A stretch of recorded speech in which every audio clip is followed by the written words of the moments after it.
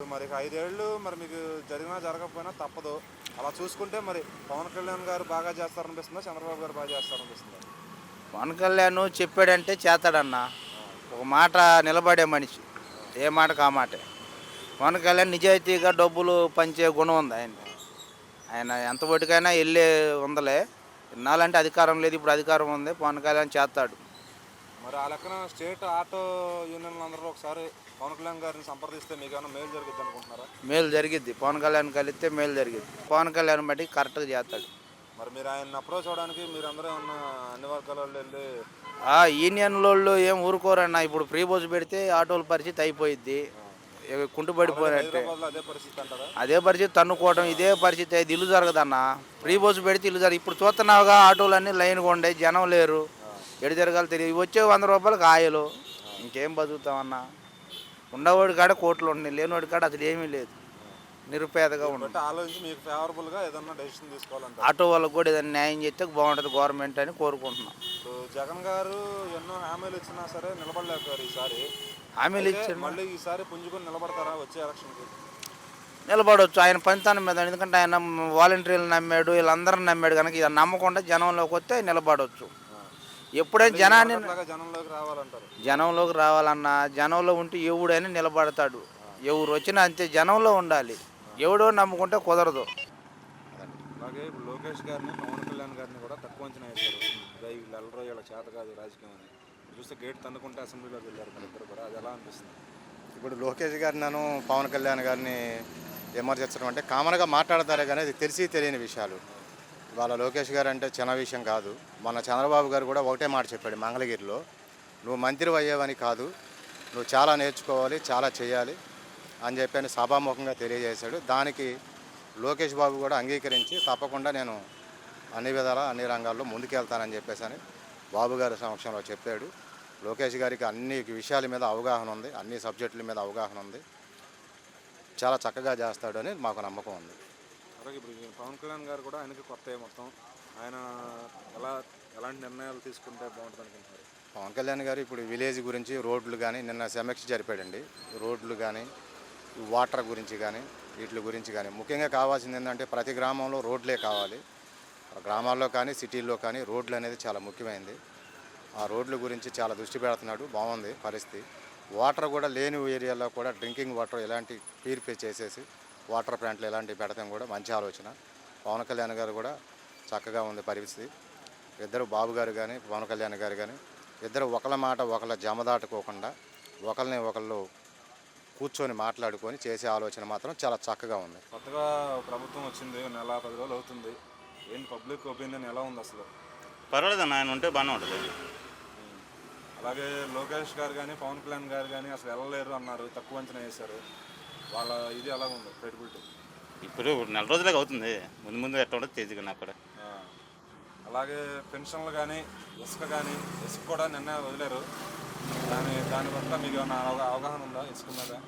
ఇప్పుడు ఆయన ఉండటం వల్ల కదా, ఇసుక ఉండటం వల్ల మాకు పనులు వస్తాయి. ఇసుక ఉంటేనే మాకు సేవ్. అంటే ఇప్పుడు ఇసుకతోనే కన్స్ట్రక్షన్లు ఆధారపడి ఉన్నాయి, ఇటుకరాళ్ళు కానీ సిమెంట్ కానీ. అలాంటి ప్రాబ్లం లేదు. ఈయన అంతకుముందు చంద్రబాబు నాయుడు అయితే పనులు బాగానే చేసుకున్నాం. తర్వాత ఈయన వచ్చిన తర్వాత ఇసుక గురించి చాలా ఇబ్బంది పడ్డాం. ఇప్పుడు ఇసుక పూర్తిగా వదిలేశారనుకో మేము ఫ్రీగానే ఉంటాం. అది ఇప్పుడు ఆల్రెడీ మీరు 4వ సారి చంద్రబాబు గారు మీరు చూసే ఉన్నారు ఆయన ఇంతకుముందు ప్రభుత్వం. చాలా చూసాం. ఆయనలో అప్పటికి ఇప్పటికి ఏమైనా మార్పు వచ్చిందా? ప్రస్తుతానికి పర్వాలా, ఆ. ఆయన అంటే సేవే మాకు. అలాగే జగన్ గారికి 40% దాకా ఓట్ బ్యాంక్ ఉంది, ఎంత ఫిల్టర్ చేసినా చూసుకున్నా కూడా. మరి ఆయన అన్నీ ఇచ్చారు పథకాలు. ఆయన డ్రాబ్యాక్ ఎక్కడ ఆయన ఓడిపోవడానికి ఏది కారణమైంది? ముందు ఒకటి, రోడ్లు ఒకటి, ఇసుక. జనం మీద పడింది ఇసుక మీద. అవి ఉంటేను ఒక టామేశ్వరి గెలిచాడు అనుకున్నా, ఇంకో టామేశ్వరి పొందిస్తాడు. ఆయన మూలంగా 30 మంది ఏర్పడతారు. ఇసుక మాత్రం మాఫీ అయింది. అది ఇక ఆయన మరి పథకాలే బలంగా తీసుకెళ్ళాడు అభివృద్ధిని వదిలేసి. మరి అది కూడా ఒక మేజర్ ఫాల్ట్ అంటారు. ఆఖరిలో మళ్ళీ ల్యాండ్ టైటిలింగ్ యాక్ట్ అని పెట్టాడు ఆయన, పేరు తీసేయడం, అది ఆయన బొమ్మ వేయడం, అది కూడా ఒక నెగిటివ్ అని చెప్తారా? వాస్తవం అది. ఎవరి స్థలాలు ఎవరు అని చెప్పేసి ఆయన గురించి అనడానికి హక్కు లేదు కదా. ఆయన దాని గురించి మాట్లాడడానికి హక్కు లేదు. ఇవి మన భూమి మనం అమ్ముకోవడానికి హక్కు ఉంది, కానీ ఆయన ద్వారా అమ్ముకోవాలంటే అది కరెక్ట్ కాదుగా. అది అలాగే ఇప్పుడు వీళ్ళు ఒక 6 హామీలు ఇచ్చారు చంద్రబాబు గారి ప్రభుత్వం. అవి కాకుండా బయటకు వచ్చి ప్రజలకు ఇంకేం చేస్తే బాగుంటుంది అనుకుంటున్నారు? ప్రజలకు చేసేది ఏం లేదన్నా, మనం చేసే వృత్తి, ఆ వృత్తి ప్రకారంగా చేసుకుంటే బాగానే ఉంటుంది. అంటే ఇప్పుడు ఆటో డ్రైవర్లు ఏమో ట్యాక్స్ బెనిఫిట్లు అడుగుతున్నారు, అట్లాగే వీళ్ళు ఇసుక అనేది ఫ్రీగా అడుగుతున్నారు కొంతమంది. ఫ్రీగా వదిలేశాడుగా. అదే అట్లా మీకు ఇంకేమన్నా చెయ్యాలనే ఐడియా ఏమన్నా ఉందా? అభివృద్ధి అంతే చాలన్న రాజధాని. 3 రాజధానులు ఎక్కడ, ఒక రాజధానికి దిక్కులేదు ఇక్కడ. ఒక రాజధాని ఉందనుకో పలానా పేరులో తర్వాత డెవలప్మెంట్ అవుతుంది అంటారు. అంతే. కొత్త ప్రభుత్వం వచ్చింది, ఒక నెల 10 రోజులు అవుతుంది. ఎట్లా ఉంది అసలు? పబ్లిక్ ఏం గమనిస్తున్నారు? మొత్తం అంతా చూస్తూ ఉన్నారు. ఇప్పుడు మీకు ఎలా అనిపించింది? బాగానే ఉందండి కొత్త ప్రభుత్వం. అన్నీ చేసుకుంటూ పోతున్నారు కదా చంద్రబాబు నాయుడు గారు. అవుటర్ రింగ్ రోడ్డు శాంక్షన్ చేయించుకున్నారు, ఇన్నర్ రింగ్ రోడ్డు శాంక్షన్ చేయించుకున్నారు. ఇప్పుడు పథకాలు అన్నిటికీ 1 by 1 వచ్చి సెట్ చేసుకుంటూ వస్తున్నారు. ఆయన వరకు ఆయన చేయగలరు మొత్తం. ఆయన మీద నమ్మకంతోనే అందరూ వేశారు కూడా. అలాగే ఇప్పుడు లోకేష్ గారు, పవన్ కళ్యాణ్ గారు కూడా వాళ్ళు మొదటిసారి అడుగుపెట్టారు అసెంబ్లీలో. వాళ్ళ గురించి ఏమంటారు? సక్సెస్ బాగానే సమాధానం చెప్పిందంటారా? సక్సెస్ అని కాదండి, లోకేష్ గారు ఇదివరకులాగా లేరు. ఆయన ఫుల్ మెచ్యూర్డ్గానే ఉన్నారు. మొదటిసారి అడిగిపెట్టినట్టు కూడా లేదు. ఆయన ఇది ఎక్స్పీరియన్స్ పర్సన్గానే ఆయన ఉన్నారు. ఆయన అదండి. అలాగే మన పెన్షన్లు ఇచ్చారు, 99% సక్సెస్ అయింది. మరి ఇటు చూస్తుంటే వైసీపీ వాళ్ళు దుష్ప్రచారం చేస్తున్నారు, ఇవ్వలేదు, వాలంటీర్లు పట్టుకొట్టారు, అది ఇది అని చెప్పి. దాన్ని ఎలా తీసుకోవచ్చు అంటారు? అది ప్రభుత్వ పథకం, ప్రభుత్వం 90% సక్సెస్ రేట్ ఉందంటే సెకండ్ డే మొత్తం 100% అయిపోయింది. ఇక ఇంకేముంది దానికి? అంటే అందరూ లేకుండానే ఇది అందజేశారు పెన్షన్లు ఏవైతే ఉన్నాయో. అవును. మరి వీళ్ళు ఏమంటారంటే మా వాలంటీర్లు పట్టుకొట్టారు, వాళ్ళకి పని. వాలంటరీ వ్యవస్థ అనేది మధ్యలో వచ్చింది. ఇదివరకు కూడా పెన్షన్లు ఇచ్చేవాళ్ళు కదా. ఇప్పుడు అదే సచివాలయాల ద్వారా యూజ్ చేస్తున్నారు కదా, గవర్నమెంట్ ఎంప్లాయీల ద్వారా యూజ్ చేస్తున్నారు. ఒక సోర్స్ లేకపోతే ఇంకో సోర్స్ చూస్తారు ఆయన చంద్రబాబు నాయుడు గారు. ఆల్టర్నేటివ్ వ్యవస్థ అంటూ ఉంటుంది ఆయన దగ్గర. అది అట్లాగే ఇప్పుడు తెలంగాణ నుంచి రేవంత్ రెడ్డి గారు మనం మాట అన్నారు, షర్మిలాని ఇక్కడ నిలబెడతాను, కాంగ్రెస్ని మళ్ళీ రిఫార్మ్ చేస్తానని. అసలు ఆంధ్రలో కాంగ్రెస్ అనేది ఎప్పుడు భూస్థాపితం అయిపోయింది. మళ్ళీ ఆయన మాటలకి ఏమైనా ఛాన్స్ ఉందంటారు ఇక్కడ ఈసారి ఎలక్షన్కి షర్మిల?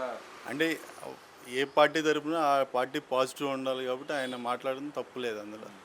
ఆయన కాంగ్రెస్ తరపున సీఎంగా ఉన్నారు కాబట్టి ఇక్కడ కాంగ్రెస్ని ఆయన డెవలప్ చేసుకోవడానికి ఆయన చూస్తారు, తప్పులేదు అందులో ఉంది. అంటే ఈవిడ కనీసం ప్రతిపక్ష హోదా వస్తుందా ఫ్యూచర్లో? జగన్ ఉంటే జగన్కే లేదు ప్రతిపక్ష హోదా.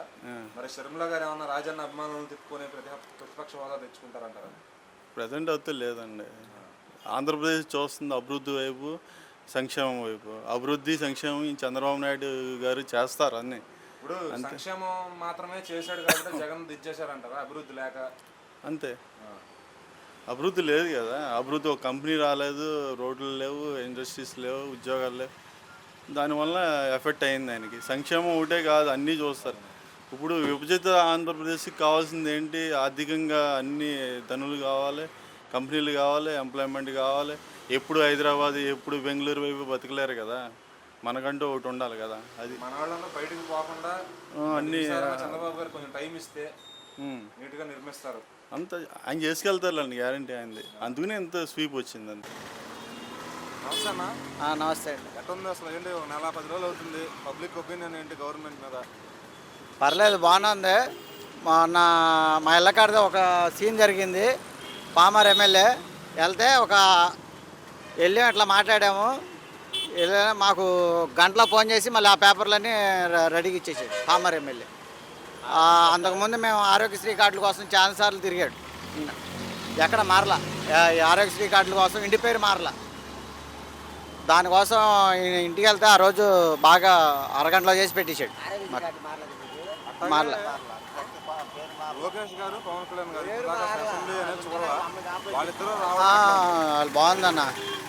ఆయన మొన్న పవన్ కళ్యాణ్ గారు బాగా చేశాడు. మొన్న ఒక అమ్మాయి మిస్సింగ్ అయినా కానీ అట్లా దాంట్లో కానీ చాలా బాగా చేశాడు పవన్ కళ్యాణ్. ఆయన భవిష్యత్తు ఉందంటారా పవన్ కళ్యాణ్ గారికి? బాగుంటుందండి, ఎందుకు ఉండదండి, బాగా. అలాగే ఎన్టీఆర్ కూడా అసలు రాజకీయాల గురించి బయట ఇప్పుడు ఏం మాట్లాడలేదు. ఆయన ఇదవుతుంది. అవునండి, ఆయనతోనే ఆయన కొద్దిగా దూరంగా, ఆయన దూరంగానే ఉన్నాడు. ఇప్పుడు రాడండి. ఒక 5-6 ఏళ్ళు పట్టిద్ది. నెక్స్ట్ కానీ లేకపోతే పై వచ్చే 10 ఏళ్ళలో కానీ పక్కాగా సీఎం ఆయన అవుతాడు. అలాగే ఇప్పుడు ప్రజెంట్ ఇంకెవరో ఆప్షన్ లేక మరి చంద్రబాబునే తీసుకున్నారు, జనాలు మొగ్గు చూపారు. నెక్స్ట్ ఫ్యూచర్ చూసుకుంటే మన రేవంత్ రెడ్డి గారు అన్నారు షర్మిలాని తీసుకొస్తామని చెప్పి. లేదా ఇక్కడ అంత కాంగ్రెస్ అంత అనేది లేదు వర్కౌట్ అవుద్ది ఇక్కడ? లేదు మన సీల్ పోయిన కాంచి కాంగ్రెస్కి అంత సీన్ లేదు. ఒక కాంగ్రెస్ కన్నా మాటే లేదు అసలు ఇక్కడ. అలాగే ఇసుక గురించి అన్న ఐడియా ఉందన్న మీకు? ఇసుక గురించి ఐడియా ఉంది. నిన్న ఇసుక ఫ్రీ అని పెట్టారు. మామూలుగా ఎవరైనా సరే ఆధార్ కార్డు అవి తీసుకెళ్ళి ఇళ్ళలో మామూలుగా మీకు తాట ఉన్నా బండి ఉన్నా ఏదున్నా మీరు లోడ్ చేసుకునే సత్తా మీకుంటే వెళ్ళి ఫ్రీగా తెచ్చుకోమన్నాడు. అవును. మన లోడింగ్ ఛార్జీలో లోడింగ్ ఛార్జీలు మాత్రం అవి ఇక్కడే కాదు ఎక్కడైనా అంతేకానే లోడింగ్ ఛార్జీలు ఇవ్వాల్సిందే. అంటే వాళ్ళకి ఎట్లా ఫుల్ ఖర్చు అవి రావాలి కదా. ఆల్రెడీ బళ్ళు క్యూలో ఉన్నాయి అక్కడ. మరి ఇసుక సరిపోద్ది అంటారా క్వారీల్లో? అంతంత బోలంత ఉంది అక్కడండి బాబు. ఈ చివరి చివరి దాకా ఉంది కండి. అదే కొద్ది భూమి కూడా అయిపోద్ది కదా, తినే కొద్ది. తింటే ఆస్తి ఏం తరిగిద్ది అంటారు కదా. అదే ఉండదులేండి. మామూలుగా వాళ్ళు సరిపడాన్ని చూసుకుంటారు. చూసుకున్న తర్వాత పంపిస్తారు. ప్రస్తుతానికైతే వచ్చిన ప్రభుత్వంతో హ్యాపీగా ఉన్నారు. ప్రస్తుతానికి అయితే బాగానే ఉందండి. మాకు పామర్ ఎమ్మెల్యే మాత్రం మొన్న ఒక పని కోసం వెళ్తే పని చేసి పెట్టారు. చేసి పెట్టాడండి. నిజంగా ఒక గంటలో అది మా ఇంటికి వచ్చేసింది. నేను పక్కన ఉన్న ఆ రోజు డ్యూటీ మానుకొని వెళ్తే వీళ్ళకి ఎమ్మట్లో మా పని చేసి పెట్టాడు పామర్ ఎమ్మెల్యే.